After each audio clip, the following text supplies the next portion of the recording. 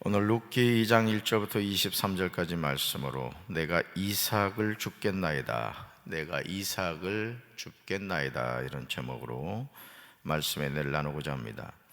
나오미는 희락이라는 뜻을 가진 이름을 괴로움이라는 뜻인 마라라고 자신을 불러달라고 베들레헴 사람들에게 이야기합니다.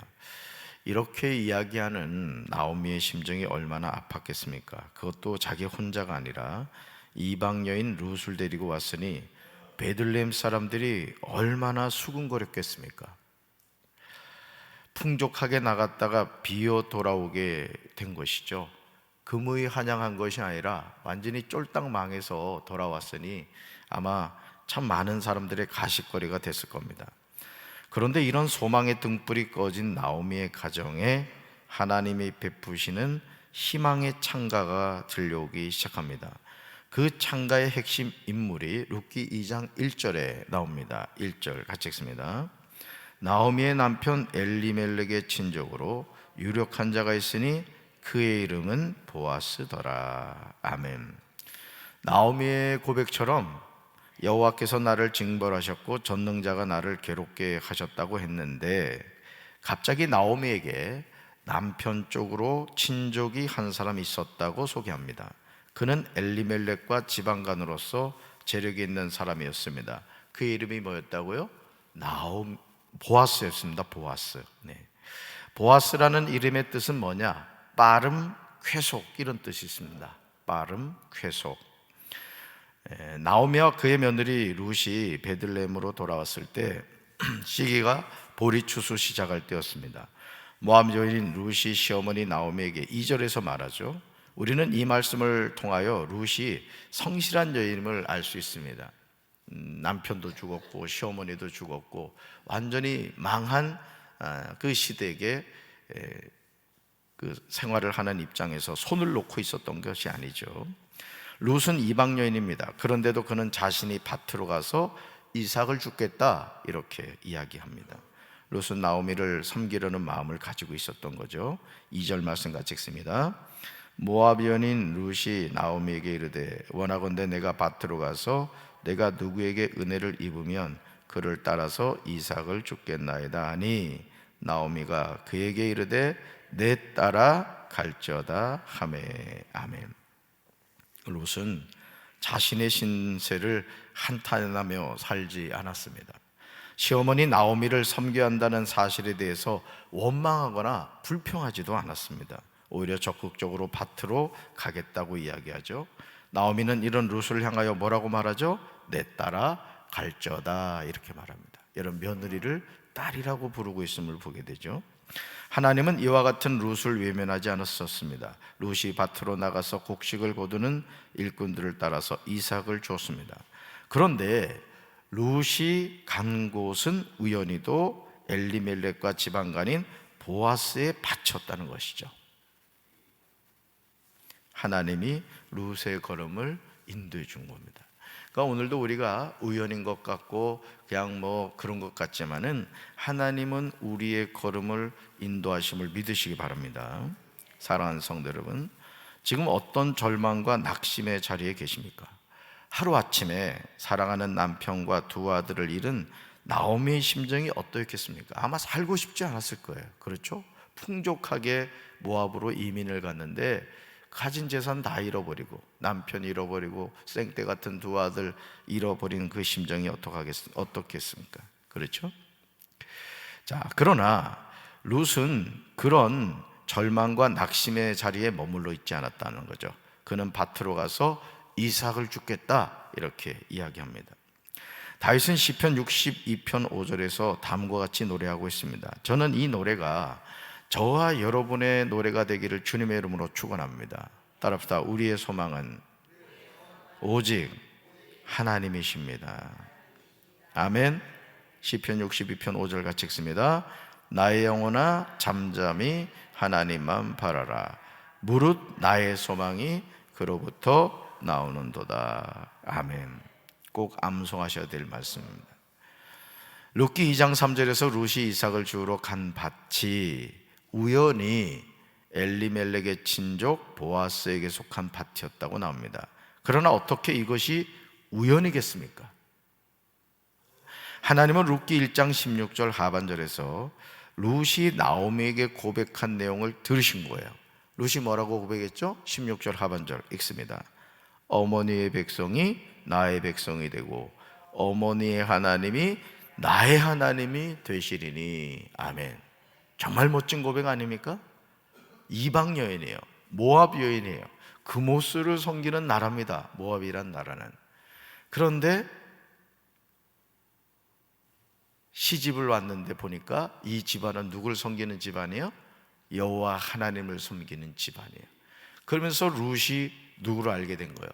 아, 하나님이 계시구나, 여호와 하나님이 계시구나, 이것을 알게 된 거죠. 하나님이 일하심이 룻기 2장 4절에 나오는 것을 보게 됩니다. 4절 같이 읽습니다. 마침 보아스가 베들레헴에서부터 와서 베는 자들에게 이르되 여호와께서 너희와 함께 하시기를 원하노라 하니 그들이 대답하되 여호와께서 당신에게 복 주시기를 원하나이다 하니라. 아멘. 이 마침이라는 표현을 잡으래요. Now behold 이란단 말이죠. 마침. 그러니까 여러분, 하나님의 시간표는요 너무너무 정확한 거예요. 믿습니까? 하나님의 때가 있는 거예요. 하나님의 때가. 사랑하는 성도 여러분, 하나님이 행하시는 일이 얼마나 절묘합니까? 보아스가 베들레헴에서부터 마침 와서, 그죠? 곡식 베는 자들에게 이른 그때에 룻이 그 밭에서 이삭을 줍고 있었던 것이죠. 만약 룻이 의도적으로 이렇게 하려고 했다면 어려웠을 겁니다. 그러니까 하나님이 너무 기가 막히게 딱 룻과 보아스가 만날 수 있도록 하신 거예요. 오늘도 하나님은 저와 여러분의 삶에 이렇게 역사하시는 줄로 믿습니다. 마침 보아스가 베들레헴에서부터 와서 곡식 거두는 자들에게 도착한 것처럼 주님의 은혜는 우리에게 그렇게 임하는 거예요. 그러나 이런 은혜는 룻이 밭으로 나가서 이삭을 주울 때였다는 거죠. 하나님 복 주세요, 복 주세요 하면서 손을 늘어뜨리고 있는데 어떻게 하나님이 복을 주시냐고. 그래 안 그래요? 그런 거예요. 뭐라도 하려고 하고 말이죠. 뭔가 하려고 해야 하나님이 그 도우시는 거예요. 믿습니까?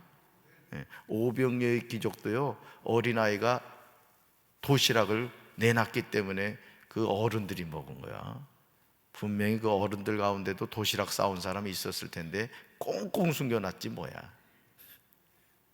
어린아이가 갖다 놓은 거 가지고 남자만 5,000명이 먹었던 거죠. 보아스는 낯선 룻의 얼굴을 보고 일꾼들을 감독하는 사원에게 물었습니다. 저 젊은 여인은 네 집 안악인가? 그러자 사원은 나오미와 함께 모압에서 돌아온 모압 사람이다, 이렇게 설명합니다. 그러면서 룻이 얼마나 성실하게 이삭을 줍는지를 말해요. 그러니까 안 보는 것 같아도 다 보이는 거예요. 참, 저 여인은 이삭 줍기도 열심히 하는구나. 이제 그걸 지켜본 거죠.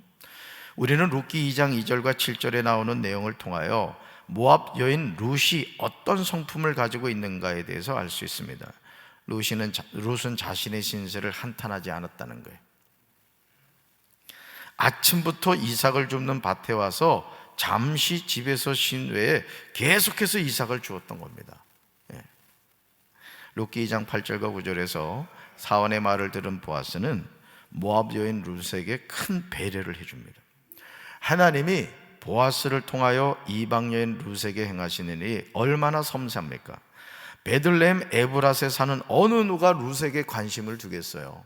한번 생각해 보세요. 여러분도 그런 생각 들 때 있지 않아요? 목사님, 아무도 저를 신경 쓰지 않아요. 부모님도 신경 쓰지 않고 형제 자매도 아는 척도 하지 않고 주변에서도 나를 신경 써주는 사람이 없어요. 그런데 아니에요. 하나님은 여러분에게 관심 갖고 있다고요. 믿습니까? 하나님은 시어머니 나오미를 붙쫓아온 룻을 기억한 거예요. 이게 하나님의 은혜라는 거죠. 왜? 뭐라고 고백했다 그랬어요?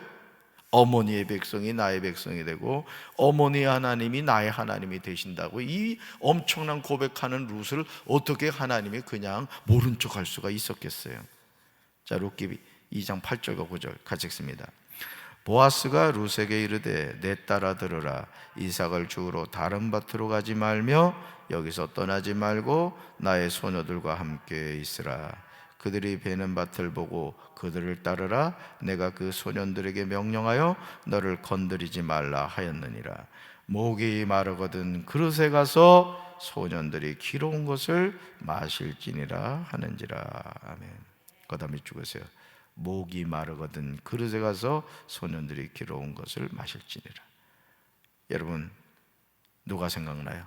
누구든지 목 마르거든 내게로 와서 마시라. 그러니까 이 보아스는요, 예수님을 예표하는 거예요. 예수님을. 롯은 자신에게 상상하지 못한 피해를 해주는 보아스에게 엎드려 얼굴을 땅에 대고 절을 합니다. 그러면서 롯은 10절에서요 보아스에게 분명하게 묻습니다. 뭐라고 묻냐면 이렇게 물어요. 같이 읽습니다. 나는 이방 여인이거늘 당신이 어찌하여 내게 은혜를 베푸시며 나를 돌보시나이까. 아멘.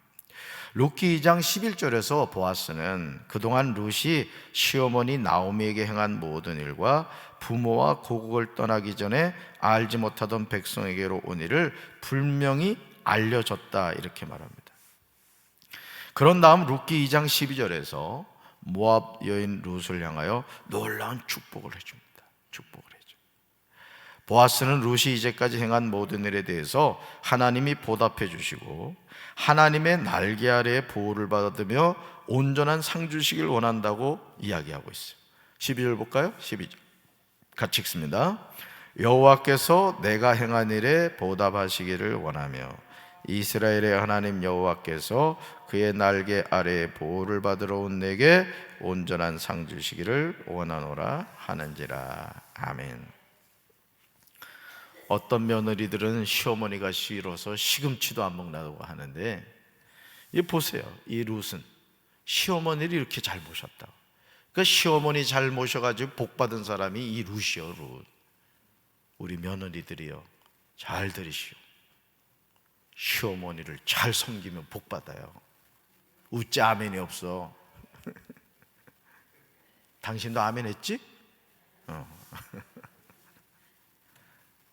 룻은 보아스의 말에 대해서 다음과 같이 고백합니다. 내 주여, 내가 당신께 은혜 있기를 원하나이다. 식사할 때 보아스가 룻에게 떡을 먹도록 배려해주고 심지어는요 볶은 곡식을 주어 배불리 먹도록 해줍니다. 너무 많이 줌으로 먹고도 남았다는 거예요. 자, 보아스가 누굴 예표한다? 예수님을 예표한다는 거죠. 목마름을 해결하게 해주고 먹을 거를 주는 거예요. 그것도 풍족하게 주는 거예요. 우리가 예수님 앞에 나갈 때 예수님 우리 목마름 해결해주고 우리의 양식을 공급해 주실 줄로 믿습니다. 15절과 16절을 보시면요 보아스는 자기 소년들에게 곡식단 사이에서 이삭을 줍도록 하라고 해요. 여러분 생각해 보세요. 곡식단 사이에서 이삭을 주면 돼요, 안 돼요? 근데 그거 허락해 주죠. 심지어 룻을 위해서요 곡식 다발에서 조금씩 뽑아버려서 룻에게 죽게 하라고 꾸짖지 말라고 합니다. 뽑아놓으라는 거예요, 이렇게. 그러니까 신나게 줍는 거야, 신나게. 그렇죠? 룻을 향한 보아스의 마음이 아버지 하나님의 마음이라는 거예요. 그러니까 여러분 30배, 60배, 100배, 우리 주님도 그 말씀을 하셨습니다마는 여러분 11조 떼먹지 마세요, 절대. 참 어리석은 것 가운데 하나가 뭐냐면 그 하나님께 이렇게 자꾸 이렇게 그 계산하는 사람들이 있어. 근데 우리 아내를 칭찬해 주는 게 뭐냐면은 이 강단에서 아내 칭찬하면 또 그렇다고 그러는데 하여간 칭찬할 거 칭찬해야지. 하여간 뭐 10,000원에 생기든 뭐 얼마가 생기든 바로 11조를 떼더라고. 그러니까 여러분들이 하나님 앞에서 진실하게 사시기 바랍니다. 여러분 예를 들어서 주식을 한다. 근데 이 종목에 내가 투자하면은 100배의 어떤 결과를 얻을 수 있다. 안 하겠습니까? 뭐 100% 하죠. 그렇게 주식 투자하면 뭐 다 부자 되지. 여러분 하나님께 여러분 이게 뭐 투자라고 할 건 아닙니다만은 당연히 하나님께 바칠 걸 바치는 겁니다만은 여러분이 하나님 앞에서는 좀 진실해지시기 바랍니다. 예. 이 중직자들 가운데도 온전한 11조 안 한 사람들 많아. 그러지 마세요. 여러분 하나님의 복을 받아야 돼요. 예. 하나님의 복을 받아야 된다고. 어떤 이 물질은요, 저주가 되는 물질이 있습니다. 축복된 물질을 받아야 돼요. 믿습니까? 내 것이 아닌 그런 물질이 있다고. 뭐 10억, 100억 생겼는데 써보지도 못하는 그런 물질이 있다는 거죠. 내가 쓸 수 있고 하나님의 영광을 나타낼 수 있는 그런 물질의 복을 받으셔야 돼요. 할렐루야. 만약 룻이요, 자신의 신세 타령이나 하면서 낯선 베들레헴에 머물러 있었다면 그녀는 아무것도 거둘 것이 없었을 겁니다. 밭으로 가서 이삭을 죽겠다는 적극적인 마음을 가지고 나갔을 때 거기에서 앞으로 자신의 남편이 될 보아스를 만나게 된 겁니다. 오늘 저와 여러분의 삶도 마찬가지예요. 누가 복된 인생을 살아가느냐? 믿음을 가지고 눈물을 흘리며 씨를 뿌리는 자가 기쁨의 곡식단을 거두게 되는 거예요. 믿습니까? 속상하다고 손 놓고 말이야 집에서 퍼져가지고 잠이나 자빠져 자지 말고 하나님 앞에 나와서 부르짖어 기도하면서 하늘 문을 열어달라고 기도하셔야 돼. 믿습니까? 그게 복된 인생이라고. 다윗은요, 시편 56편 8절에서요 가드에서 블레셋 사람에게 잡힌 때에 다음과 같이 노래했어요. 우리 말씀 같이 읽습니다.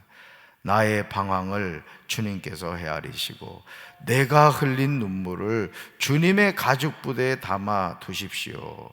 이 사정이 주님의 책에 기록되어 있지 않습니까? 아멘. 내가 흘린 눈물을 주님의 가죽부대에 담아달라는 거예요. 그러니까 여러분 눈물 많이 흘리십시오. 자녀를 위해 눈물 많이 흘리시고 여러분 자신의 삶을 위해서도 눈물 많이 흘리시라고. 그래서 여러분 속상하고 힘들면 이거 얼마나 좋아요. 성전 와서 기도하시라고. 하나님 앞에 풀어놓고 기도하시란 말이죠. 선지자 사무엘을 통하여 왕으로 기름 부음을 받았지만 다윗의 삶에서 방황은 끝나지 않았습니다. 그러니 다윗이 흘린 눈물이 얼마나 많았겠어요. 아마 속상했을 거예요. 괜히 선지자 사무엘이 와가지고 그냥 머리에 기름 부어가지고 내 인생이 완전히 쫑났다 이렇게 생각했을 거예요. 그래 안 그래요? 왕으로 기름 부었으면 빨리 사울왕을 데려가시고 얼른 왕으로 세워주시면 얼마나 좋아. 그냥 죽이겠다고 막 쫓아오는데 어떻게 도망갑니까? 왕이 여러분 한 사람 죽이겠다고 대드는데 어떻게 피하냐고. 그러니까 도망자 신세가 된 거예요. 그런데도 하나님께 눈물 흘렸더니 하나님이 지켜주시고 하나님의 약속을 이루어 가신 거예요.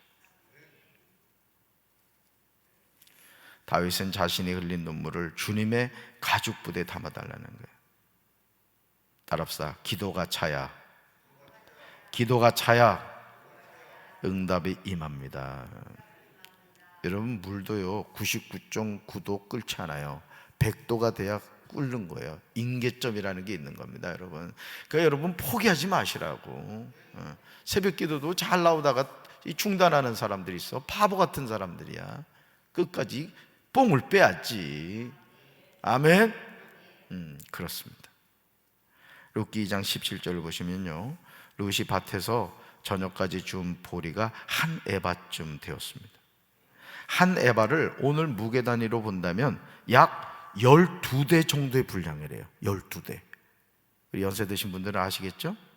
한 대가 2kg래요. 그러니까 이게 뭐야? 24kg래. 24kg. 세상에 보아스가 얼마나 뽑아줬으면 세상에 주워가지고 24kg래. 룻이 보아스의 밭에서 준 이삭의 무게가 무려 24kg 정도가 됩니다. 이것은 보아스가 룻에게 어느 정도 호의를 베풀어 주는지 알 수 있는 장면이에요. 룻이 자신이 준 보리를 가지고 집으로 돌아오자 나오미는 며느리 룻에게 말하죠. 19절 상반절에 있습니다. 오늘 어디서 주었느냐? 어디서 일을 하였느냐? 어디서 일을 하였느냐? 너를 돌본 자에게 복이 있기를 원하노라. 아멘. 자, 그러자 룻이 보아스의 밭에서 주었다고 알려줍니다. 며느리 룻의 말을 들은 나오미는 룻기 2장 20절에서 예언적인 선포를 해요. 예언적인 선포. 20절에 있습니다. 나오미가 자기 며느리에게 이르되 그가 여호와께로부터 복받기를 원하노라. 그가 살아있는 자와 죽은 자에게 은혜 베풀기를 그치지 아니하도다 하고 나오미가 또 그에게 이르되 그 사람이 우리와 가까우니 우리 기업물을 자 중에 하나이니라 하니라. 아멘. 사랑하는 성도 여러분, 지금 어떤 일로 삶의 의욕을 잃으셨습니까? 나오미처럼 남편과 두 아들을 잃은 가정에 하나님은 새로운 소망을 주십니다. 아멘. 모압 여인 룻은 어떻습니까? 차라리 룻은 동서 오르바처럼 자기 고국으로 돌아갔어야 돼요. 부모에게로 돌아갔어야 돼요. 여기서 이 보아스가 룻을 소녀라고 얘기하는 걸 보면 이 룻은 제가 할 수가 있었단 말이에요. 아직 젊은 나이란 말이죠. 근데 아무것도 바라볼 곳이 없는 완전히 패가망신한 시댁으로 누가 갑니까? 누가? 룻이 뭘 선택했다고요? 어머니의 백성과 어머니의 하나님을 선택한 거예요. 잘한 거예요? 잘못한 거예요? 인생 최고의 선택이었던 거죠. 여러분, 만약 룻이 고국으로 돌아갔다면 재혼을 했을 것이고 자신의 삶에 새로운 소망이 있었을 겁니다. 그러나 룻은 동서 오르바와 전혀 다른 선택을 했던 거예요. 세상적인 기준으로 보면 매우 어리석은 결정이죠. 하지만 룻의 미련한 선택이 그녀의 삶이 모압 신인 그모스를 섬기는 이방 여인에서 여호와 하나님을 경외하는 믿음의 자녀가 되게 한 것을 보게 됩니다. 여러분 기억하시기 바라요. 우리 삶은 뿌린 대로 거둡니다. 아멘. 선을 심으면 선을 거두고 악을 심으면 악을 거둡니다. 룻이 성실함에 씨앗을 심었기에 그는 보아스를 만날 수 있었던 겁니다. 여러분 오늘도 마찬가지입니다. 저도 이 목회 여정에서 참 오랫동안 이렇게 부목사 생활을 하고 참 주변을 둘러봐도 도와줄 사람도 없고, 만약 제가 손을 놨다고 생각해요. 담임 목사님 뭐 일 시켜도 그냥 눈에 불이나 떼고 그냥 요령껏 졸리피라고 졸리피하고 그럼 누가 답하겠어요? 하나님 보지. 어제 갈막교회를 갔더니 부목사가 영월 후배야. 한참 얘기를 하다 보니 영월 후배더라고. 그래가지고 나이가 이제 40이 됐다고 그러길래 꼭 참고 잘 하라고 내가 그렇게 얘기했지. 여러분 하나님의 때가 있습니다. 아멘. 그러니까 여러분 자녀를 위해서 믿음으로 기도하세요. 반드시 거두게 돼요. 할렐루야. 여러분 오늘 우리에게 이런 믿음의 결단과 심는 행동이 필요합니다. 당장 뭔가 안 이루어졌다고 포기하지 말고, 내 인생 안타라고 이러지 말고 성실하게 뭔가라도 이삭 죽기라도 하겠다는 이런 믿음을 가지면은 하나님이 24kg 거두게 하십니다. 아멘. 오늘도 이런 믿음의 결단으로 가슴 펴고 뭘 하더라도 말이지, 이 사업하시는 분들 저기 사업장도 깨끗하게 하고 말이죠, 손님 맞이할 때도 인상 보고 째려보지 말고 아주 생긋생긋 웃으면서 그냥 천사를 맞이한 것처럼 해봐. 그냥 안 살려고 하다가 마음에 찔림이 있어서 사가지고 갈 거야. 아멘. 오늘도 축복된 날 되시기를 주님의 이름으로 축원합니다. 가슴에 손 얹읍시다. 하나님 아버지, 패가망신한 시댁에 무슨 바랄 것이 있다고 룻은 베들레헴까지 시어머니 나오미를 따라가겠습니까? 바보 같고 어리석고 미련하게 보이는 룻의 결단이었지만, 그러나 하나님은 그런 룻을 외면하지 않았습니다. 시어머니 나오미를 공경하기 위해서 보리밭에 가서 이삭 죽기를 하는 룻의 모습을 우리는 생각합니다. 오늘 우리가 이 세상을 살면서 얕게 살려고 하고 되는 대로 살려고 하지만, 하나님이 우리에게 원하시는 것은 눈물을 흘리며 씨를 뿌리는 행동입니다. 기쁨으로 곡식단을 거두게 하신 분은 하나님이신 줄로 믿습니다. 눈물로 오늘도 씨를 뿌리게 하옵소서. 안 된다 불평과 원망하는 삶이 아니라 할 수 있습니다, 하면 됩니다, 해보겠습니다, 믿음의 선포를 통해 오늘도 당당하게 가슴을 펴고 믿음으로 승리하는 우리 성도들 되게 도와 주시옵소서. 예수님의 이름으로 간절히 축복하며 기도합니다. 아멘.